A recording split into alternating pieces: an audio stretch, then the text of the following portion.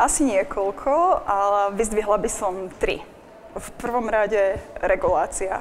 Ako vieme, v rámci Európy, Európskej únie, ale aj v ostatných krajinách konečne prichádza moment, kedy politici a regulátori, vravím, veľmi odlišné v rôznych krajinách, začínajú presadzovať zákony, ktoré pomáhajú a nutia firmám nie len reportovať, čo robia v oblasti ESG a sustainability, ale dúfam, napríklad ako CSRD, Double Materiality Assessment, sa pomáhajú pozrieť nielen na stranu problémov, rizik, ale aj opportunities.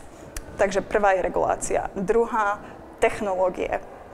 O tom by som mohla hovoriť deň čo deň, každý deň. Sustainability je biznis. Všetci rozumieme tomu, že biznisy musia prechádzať digitalizáciou, modernizáciou technológií a tie idú veľmi často ruka v ruke s efektivitou, znižovaním nákladov, znižovaním energie. Šance, ktoré nám dáta a digitalizácia ponúkajú, sú podľa mňa neobmedzené a veľmi rada si aj vypočujem, ak bude mať niekto dobré nápady. Podľa mňa sa tam medze nekladú. Tretia nie je problém špecificky pre ESG, ale určite leadership.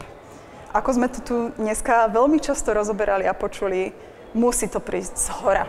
Samozrejme, veľmi dôležité, že do nejakého prevratu zapojíme všetkých, ale pokým sa my ako business lídri naozaj nerozhodneme, čo chceme robiť, tak zmena sa nestane.